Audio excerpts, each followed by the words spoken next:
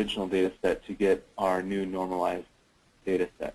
So it's a way of doing a normalization that's based on value. So I'm kind of glad we're getting into all this right now in one respect, because I think that this is one of the hardest parts about the whole multi-criteria combination, and one of the the sticking part, so to speak.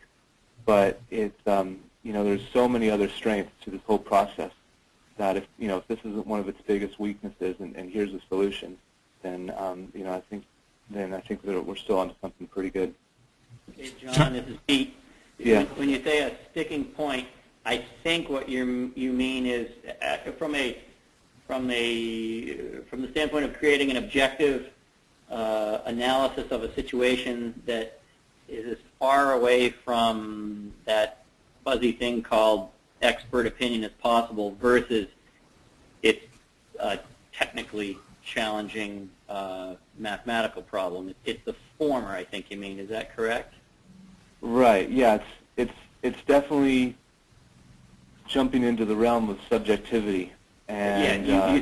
Thank you. I had a bushel of words, and you said it right. That's what I meant. Thank you. Yep. And so that's. But I'm glad you made me slow down. So it's not a sticking point, so to speak, but it's jumping into the realm of subjectivity, which makes all of us makes scientists a little nervous, mathematicians a little nervous. But the bottom line is that combining all these values and all these variables and all these criteria is a value judgment. That's what weighting is all about. We're setting these all up so that they can be weighted. What we need to do is, if we do go down this route, we need to be really careful about our messaging and communicating to people. So we need to be able to communicate how we skewed these in such a way, and do it in such a way that people don't get really suspicious and say, oh, they're doing this behind the scenes nonlinear transformation that's allowing them to put their favorite criteria have a larger influence on the whole model. Yeah, that's what skeptics might think, and so we need to be really clear that that's not what we're doing, and just and show why. And so that's why it's sticky. Is that adds an extra 5, 10, 15 minutes to any stakeholder workshop. Yep. So, but I think it's just a really good thing for us to be aware of, from the outset, and think about how we're going to communicate it. Quick comment there that one of the advantages of multi-criteria decision analysis is that it documents and makes explicit those value judgments. So if you keep a documentation chain of what inputs were used, why they were used, then it actually adds to the transparency of the of the results. Yeah, I mean this is fantastic, and this might be a little higher flying than we had set out to do today. But I always like trying to figure out, okay, where am I on this map in the big picture, the map. Absolutely. And in fact, sorry. Oh, I was just going to say that with respect to climate and the uncertainties of climate change, and what ought we be prioritizing in the realm of conservation activity strategy, whether it's what chunk of land to acquire, what two existing reserves to connect, do we need more late successional forest or not? And so, we're 4 or 5 years ago when the last ConBio text by Mephi and Carroll came out. There's a great section on this African South Cape Floristic Province model, and I remember poring over it and saying to myself, boy, this looks cool. I'm not quite sure, is it subjectivity masked under this elaborate scheme, or what's the value here? And I feel like in this conversation in the last 10 minutes, I'm really getting to the nugget of the value is that you're doing your darn best through multiple inputs from multiple professionals to make a good value judgment. But at the end of the day, you can tell your worst critics and skeptics, especially on an election day like today, hey, look, here's how I arrived at this, but we can have a conversation about it. Right. And you can run many scenarios, choosing different weights and different value functions for transforming some of these things, and seeing how it plays out, and in fact some of the literature describes how methods like this help shape people's values and judgments over time.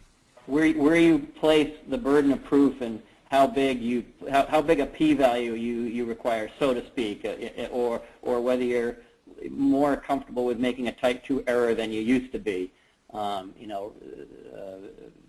Less concerned about being Chicken Little and just trying to be conservative. So anyway, thanks for this aside. I always like to keep the big picture going here. This is Bo, Peter, and I appreciate that sentiment as well. And my 2 cents are that, and as John, you were thinking about how do we, as we move this forward and talk about it and what it can do, what it can't do, and how to message it and frame it, it strikes me that, as you suggested, a multi-criteria decision-making here is inherently subjective. And it strikes me that bringing it kind of this far and laying out the data sets and building everything, assembling all the relevant data to answer a question is what can be done scientifically.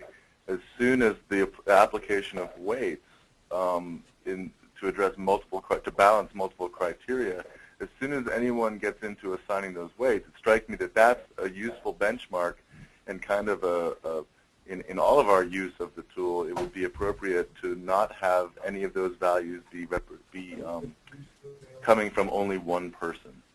Yeah. And that's where it's going to be real difficult, because we need to kind of show how this tool can be used and what the results could look like.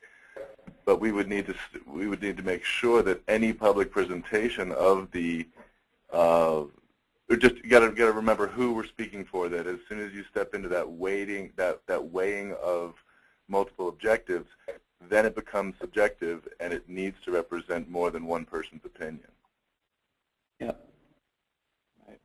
Thank you, Bo. I think that's a useful kind of threshold moment, is when that application of those weights comes to, when you get to that decision point, you got to bring more people on board. This is Janice. I agree with this whole conversation. This is a really critical point about the model and how we talk about it, not just how we actually use and implement it. Let me echo something Randall said a minute ago about the ability to clearly document what's been done, and to run different scenarios, to use different weightings, different suggestions from different stakeholders. And that is also part of the power of this kind of model as well. So, but we need to clearly articulate what is or isn't subjective, how we're incorporating comments from different stakeholders and that sort of thing. But this is a really critical point about the model, and something we need to think carefully how we articulate. Right. Absolutely. Thanks, Janice. And so, yeah, let's keep the discussion of this theme, keep returning to it throughout the webinar series and in our work. Yeah, I'm a big proponent of this, but I'm just saying, we just elected a Tea Party governor here in Maine, so I can easily picture the people who are going to be looking under the hood to see how I came up with conclusion X, Y, or Z, and I just, I'm just playing devil's advocate, so I know how much horsepower I'll have moving ahead. Absolutely. Yep. Yeah. Yep. Well. Anyway, sorry. Yeah. Some of this stuff will be really deep under the hood, but the biggest thing is we need to make sure that it's clear and you can get to it. So,